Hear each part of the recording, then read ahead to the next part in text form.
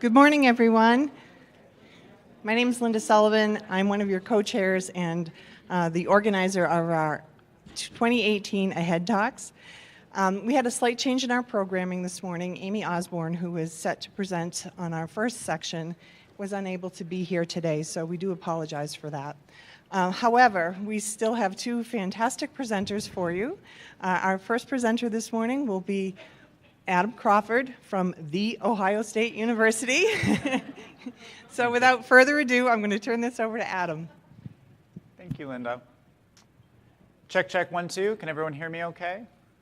Okay, thanks. Good morning, everyone. Thank you for waking up. Thank you for coming to the AHEAD Talks. I know it's early. So my talk is called The Gifts of Imperfection in Disability Services. So I am an access specialist at Ohio State. I have presented several times at AHEAD or other conferences, but today is a little bit different. Previously, when I have presented, it's been basically me talking shop. I've been sharing a policy, or I've been talking about a program I've done, or sort of on a panel about social justice or something like that. Today is a little bit more outside my comfort zone. I'm not really going to be talking about policy or procedure. I'm going to be talking about me. I'm going to be talking about my journey, my story, and how it relates to things like perfectionism and shame and vulnerability. On a side note, it is kind of funny and meta how preparing a talk about vulnerability and shame can trigger feelings of vulnerability and shame, but that's sort of beside the point. So let's get started. Pictured here is Brene Brown, Dr. Brene Brown. She's sitting on a couch facing the audience in the picture. And next to that is an image of her book, The Gifts of Imperfection. The subtitle is Let Go of Who You Think You're Supposed to Be and Embrace Who You Are. So this talk would not exist without Dr. Brown's work. This book was a godsend for me. I got so many life lessons from this book in a really hard time in my life. And there's so much good stuff in this book and her other books that it would be sort of silly for me to pretend that I'm going to cover everything in the short time we have together. But instead, I want to highlight a few things related to how they impacted me. And also, I would argue, how it might relate to our profession as a whole. So I want to start with a story. This is a picture of Hangover Easy. So Hangover Easy is a little diner joint that's just off campus at Ohio State. The picture is inside of Hangover Easy, so you'll see lots of chairs sort of tightly packed together with tables. In the back is a bar area with some specials listed on a chalkboard behind it. Some bright colors of orange and yellow on the walls. It's a pretty cool place. And a couple years ago, my core team, the access specialists, we do weekly sort of access specialist team meetings, and occasionally we like to go to breakfast for those meetings. And so we're meeting at Hangover Easy for that meeting. Also a couple of years ago, right around this time, we were transitioning, we were moving offices space. So we were moving from Pomerine Hall, which was mainly an academic building, to Baker Hall, which was a residence hall, primarily. And so that was kind of new for us and interesting. We were going to be surrounded left and right with residents. And so move-in day was coming up, and I was sharing with my colleagues during this breakfast, hey, I had this idea that I'm going to request, when volunteering for move-in day, I'm going to request to help with Baker Hall. I'd like to get to know the residents that are going to be sort of surrounding us. I want to put a face to our office's name, and I think that'd be kind of a cool thing to do. This was sort of the most accurate replication of the reaction that my coworkers gave me. So pictured here is presumably an office setting. It's a conference table with 5 people sitting around the table, and they're just sort of looking at the viewer. And the faces, objectively, are fine. They're pretty neutral, right? There's some tepid smiles, maybe one furrowed brow, a couple of sort of cocked slightly to the left heads. Not bad, not great, just generally neutral, ready to hear more, right? So again, this is objectively what I could find as far as the most accurate representation. Subjectively, though, in my own head in the moment, what I actually saw was a table full of Judge Judys looking back at me. So what I've done is superimpose Judge Judy's face onto all of those professionals in the previous image. She's rolling her eyes in one, her eyebrows are raised in another, she's laughing in one, she's got an L on her forehead on another. Just, feeling judged. It didn't feel great. What I didn't realize at the time, what I didn't have the tools for at the time, was to know what I was experiencing in that moment was shame. And so what shame looked like for me was tunnel vision, right? I hyper-focused on that moment, and also both literally with my vision, but also mentally. I was ruminating over that's what I had said over and over again. My heart rate started to increase. And I got really irritable. I excused myself to the restroom. I did not allow my colleagues to even say anything. I saw the Judge Judys and said, okay, that's fine, excuse me. Went to the restroom, tried to compose myself, went back, and I was pretty distant and irritable the rest of the breakfast. It was not my best look. Brené Brown defines shame as the intensely painful feeling or experience of believing that we are flawed and therefore unworthy of love and belonging. Brené says that shame is kind of like shame gremlins. She talks about shame gremlins whispering negative things into your ear. And shame typically says two things to you. Primarily, it'll say, never good enough, right? Never smart enough, never productive enough, never progressive enough, never thin enough, never fast enough. And if you can get past that one, if you can maybe convince yourself, maybe I am good enough, the other thing it likes to say is, who do you think you are? For example, who do you think you are presenting to your colleagues at a head talk? Who do you think you are doing that, right? Again, meta, right, working through it. It's a journey. The interesting thing about shame is that we all have it. No one likes to talk about it, but when no one talks about it, that's when shame can fester. That's silence, right?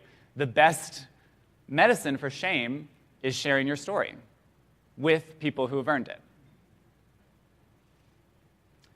And I would argue that there are some aspects to our profession that sort of inadvertently, naturally breed shame. So I have some images to kind of paint a picture for you. Many of these things probably will be familiar for you. So first image here is an email icon, like on your phone, with 99 unread messages showing. The work never ends, and we can never catch up. The pressure of that. I have a picture of literal helicopter parents. These are parents with propellers strapped to their backs. They're floating above an administrator who's sort of taken aback, and the parents are pointing to a laptop and a graph, sort of demanding something to happen, assumedly. The pressures of parents. I have a picture of a student smiling, overjoyed, hugging a classmate as she's presumably at graduation with her graduation robe. She's holding a diploma. The pressure that our job has consequences, right? If we don't do our jobs right, that can have real-world consequences for students who's when they encounter barriers, if we can't assist in getting rid of that barrier for them or with them, that could really have long-term consequences in their life. Talk about pressure. Here's a picture of a professionally dressed man turning out his pockets and shrugging at you like, I don't have any money. For me, this is administration, right? Do more with less. We barely have money for accommodations, maybe. We definitely don't have more money for staff or money to get you a better space for your growing office and growing services. So the pressure to do more with less. Oh, and by the way, if you do ever make a mistake, the Department of Education, Office of Civil Rights is coming for you, right? They're going to investigate you, right? The pressure of that, right? And you better have not made a mistake when you documented everything, right? A lot of pressure. So I was feeling a lot of this pressure in my professional life. I was feeling other pressures in my personal life, and it all sort of culminated into this breakfast where I, acted a certain type of way.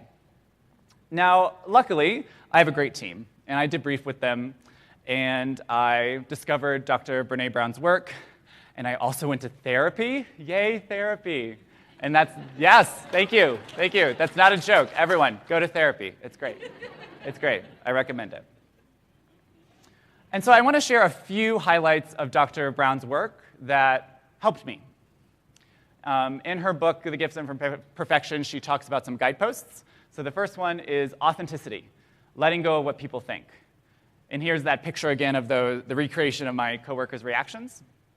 And so what I realized is in that moment, I was not trying to be authentic with my coworkers. I wanted their approval, right? I was not convinced, and I was not solid in my own foundation of my own values and my own competency. I needed them to tell me it was a good idea, right? And after talking to my boss, she said to me, Adam, just because I don't immediately love your idea does not mean it's a bad idea.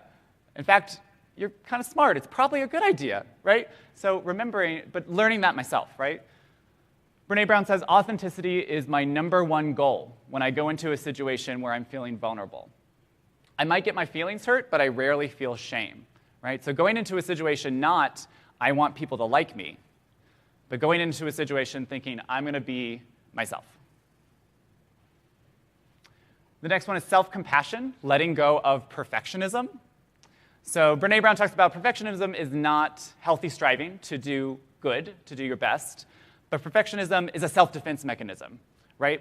It says if I look perfect, if I act perfect, I can protect myself from shame and blame and ridicule, right, and judgment. And I have a picture here of me standing next to my old boss and my mentor and friend, Catherine Stager Wilson. Some of you may know her. She was previously on the board, very active in AHEAD. And instead of quoting Dr. Brown, I felt like Catherine got it best. When I was in grad school and I was feeling stressed out about something, she would tell me, are you doing your best, Adam? Well, then that's all you can do, right? And your best is going to change from day to day, right? So if you've done your best, by definition, that is all you can do. And to remember to be compassionate to yourself about that. And I have found that when I'm more compassionate to myself about that, I'm more compassionate to others about that. Boundaries and compassion. Here's a picture of someone standing on a beach. We see them from the knee down. They have presumably drawn a line in the sand in front of them with a stick that's resting now next to them. Brené says setting boundaries and holding people accountable is a lot more work than shaming and blaming, but it's also much more effective. I have found that when I am the least compassionate with my coworkers and my friends and students I'm working with, it's because I've allowed my boundaries to be crossed. I've allowed myself to be overworked. I've allowed myself to be treated like a doormat. And so it is very difficult to act from a place of compassion when you don't protect your boundaries, right? I remember meeting with a student who had, I forget if they had waited too long to tell me about a situation that had happened with their instructor where they were having trouble with accommodations, something along those lines, and I felt personally offended by that, right? Like, why are you coming to me with this? And I was getting upset at them, right, when they were just doing their best.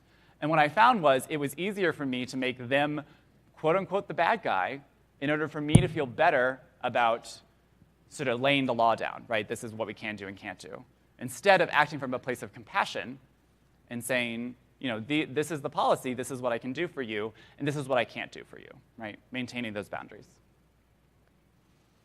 Creativity, letting go of comparison.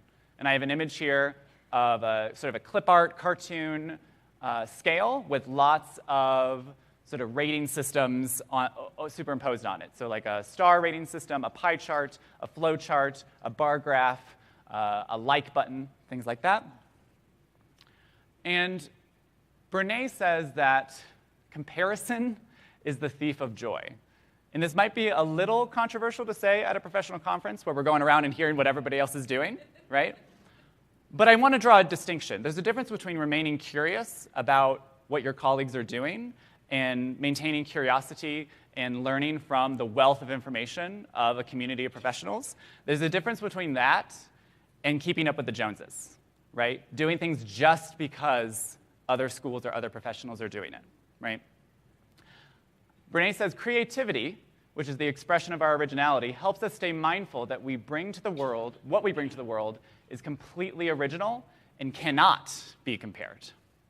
And I would argue if you were to think of an institution or think of some professionals that you look up to, maybe you turn to in a time where you're not sure what to do, or maybe you look to them for model policy, model procedures, I would bet that the way they got there, the way that they got to a place where you want to look up to them and follow them, is not because they compared themselves to everyone else and replicated what everyone else did. It was because they used their own talents and their own creativity and based on their own values, to do the best that they could do with the talents that they had.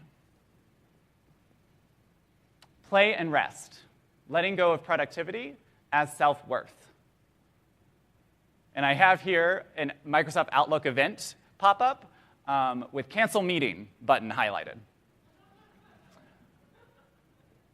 Brene says in her book, in this chapter, say no today. Buck the system. Take something off your list and add take a nap.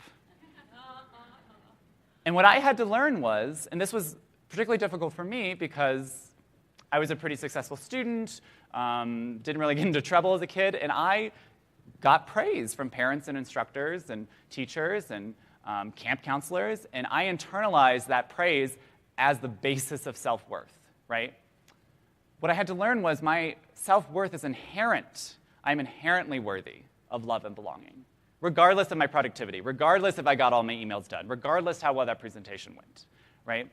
And so after reading this passage, I made a list of everything that I was doing at work, all the committees, all the projects, and I really took a hard look at it and said, like, is this really a good use of my time?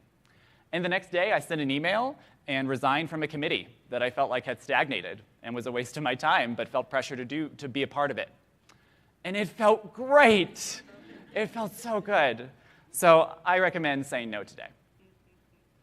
And finally, gratitude and joy. Brene says that in order for us to fully embrace the joy of life, we have to actively express our gratitude. And so with that, I want to say I'm overjoyed to have shared my story with you today, and thank you for listening.